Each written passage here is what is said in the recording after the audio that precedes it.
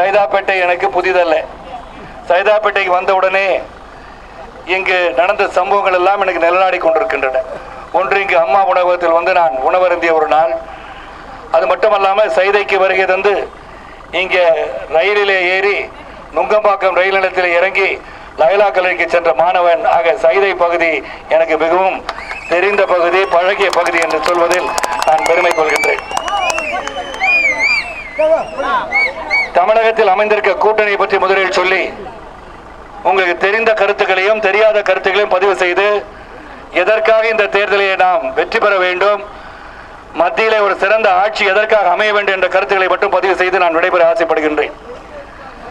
2011 தேர்தலில் இருந்து சமத்துவ மக்கள் கட்சி, அனைத்து இந்திய அண்ணா திராவிட முன்னேற்ற கழகத்துடன் இன்று வரை பயணித்துக் கொண்டிருப்பதை நான் பெருமையாக கருதுகின்றேன்.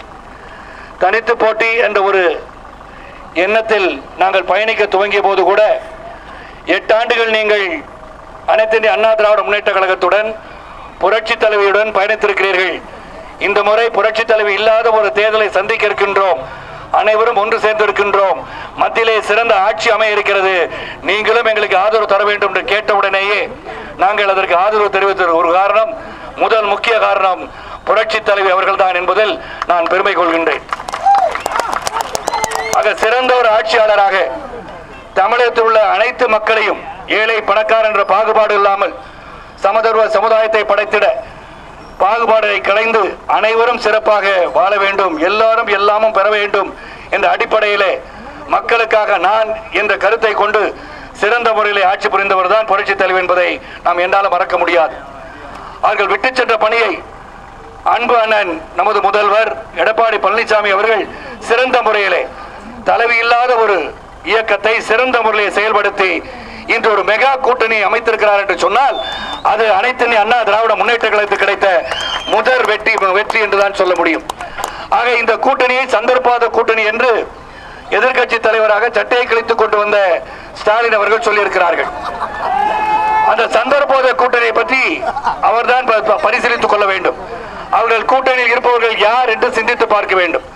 அந்த கூட்டணியில் இருக்க வைகோ அவர்கள் ஈழத்தமிழர் பிரச்சனையின் போது ஸ்டாலின் அவர்களை பற்றி என்னவெல்லாம் பேசினார் என்பதை நீங்கள் இணையதளம் மூலமாக தெரிந்து கொள்ளலாம்.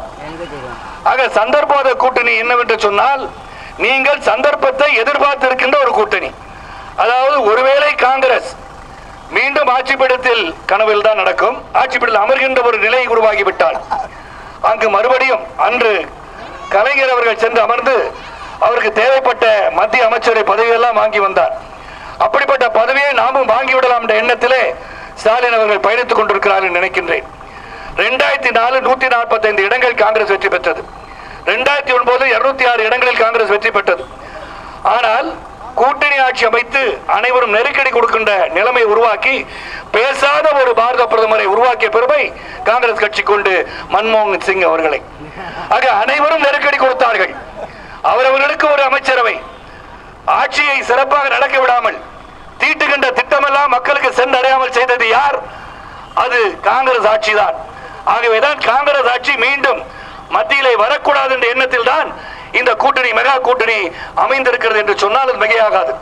ஆக அந்த கூட்டணியில் நடந்த ஊழல்கள் பல. அதில் முக்கியமான ஊழல்கள் என்று சொன்னால், முக்கிய ஊழல் என்று சொன்னால் 2G ஸ்பெக்ட்ரம் ஊழல். இதனால் வரை நம்மால் மறக்க முடியாத ஒரு ஊழல்.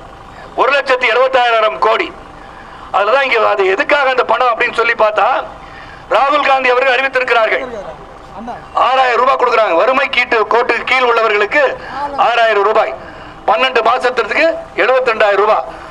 ஆக 5 கோடி மக்களுக்கு 3,60,000 கோடி ரூபாய் பணத்தை அவர்கள் செலவிட தயாராக இருக்கிறார்கள் என்று அவர்கள் தேர்தல் அறிக்கை கூறுகிறது. அது கல்வி, சுகாதாரம், விவசாயத்திற்காக மத்திய பட்ஜெட்டில் ஒதுக்குகின்ற நிதியை விட அதிகமாக இருக்கிறது. 5 கோடி மக்களுக்கு நீங்கள் 3,60,000 கோடி நீங்கள் கொடுக்க போகிறீர்கள் என்று சொன்னால் எங்கிருந்து கொடுக்க போகிறீர்கள்? அதை எங்கிருந்து கொடுக்க போகிறார் என்று சொன்னால் 2G ஸ்பெக்ட்ரம் மற்றும் சிறந்த ஊழல்கள் நாம் செய்த திராவிட முன்னேற்ற கழகம் சேர்த்து வைத்திருக்கின்ற பணத்திலிருந்து கொடுப்பதாகத்தான் திட்டத்தை தீட்டியிருக்கிறார் ராகுல் காந்தி என்று சொல்வதை சொல்வதுதான் உண்மை என்று சொல்கின்றேன். ஆக சந்தர்ப்போத கூட்டணி என்று சொல்கிறார். இவர்களை நான் கேட்கின்றேன், நீங்கள் என்ன சாதித்து விட்டீர்கள்? நீங்க இப்ப எப்ப பார்த்தாலும் நீங்க என்ன சொல்றீங்க? இது வாரிசு அரசியல். வாரிசு நீங்க தானே வச்சிருக்கீங்க.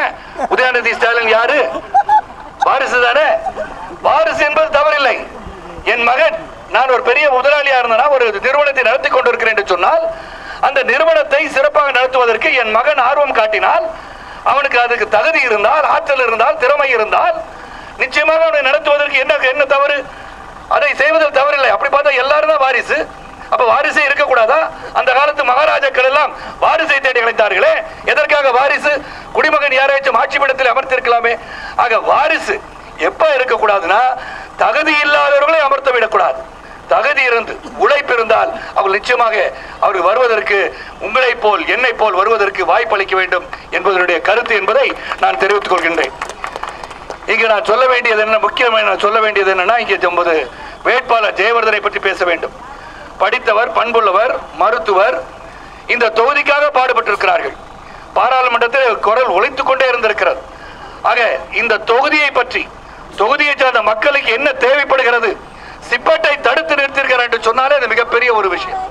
சிப்பட்ல தான் நீங்க பாத்தீங்கன்னா மிகப்பெரிய ஆராய்ச்சிகளாக நடக்கின்ற இடம். அதை மாற்ற வேண்டும் என்று சொன்ன உடனேயே பாராளுமன்றத்தை பேசி, அந்த நிர்வாகத்திடம் பேசி, அதை இங்கே இருக்க வேண்டும் என்று சொல்லிய பெருமை உங்கள் வேட்பாளராக இங்கு நின்று கொண்டிருக்கிற ஜெயவர்தனை சாரும் என்பதில் நான் பெருமை கொள்கின்றேன். ஆக தமிழகத்தில் ஒரு கூட்டணி, சிறந்த கூட்டணி. இந்த 2 ஆண்டுகள் புரட்சி தலைவி இல்லாத 2 ஆண்டுகளை நீங்கள் சிந்தித்து பார்க்க வேண்டும். ஒரு மாலுமி இழந்த கப்பலை சீர்படுத்தி சிறப்பாக வழிநடத்தியிருக்கிறார் என்று சொன்னால் நமது முதலமைச்சர் எடப்பாடி பழனிசாமி அவர்களை நாம் பாராட்ட வேண்டும். இந்த சிறந்த கூட்டணியை உருவாக்குவதற்கு ஒருங்கிணைப்பாளராக அனைத்து இந்திய அண்ணா திராவிட முன்னேற்ற கழகத்தின் ஒருங்கிணைப்பாளர்கள் செயல்பட்டு சிறந்த கூட்டணி உருவாக்கின்ற ஓபிஎஸ் அவர்களை சொல்ல வேண்டும்.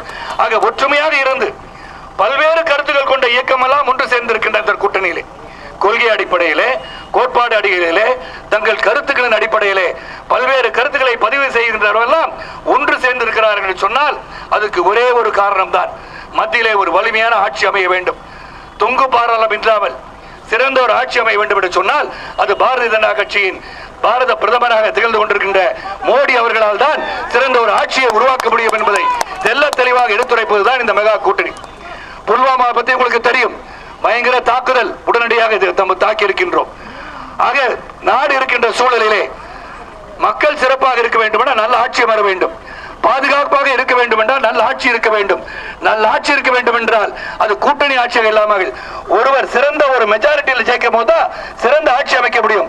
இல்லாட்டி இந்த காங்கிரஸ் ஆட்சி அமையும் போது எப்படி ஒருவருக்கு ஒருவர் சண்டையிட்டுக் கொண்டு மந்திரி பதவிக்காக அடித்துக் கொண்டிருந்தார்களோ அப்படித்தான் நடக்கும். இங்கே ஒன்றை சொல்ல வேண்டும், பெருமையுடன் சொல்ல வேண்டும்.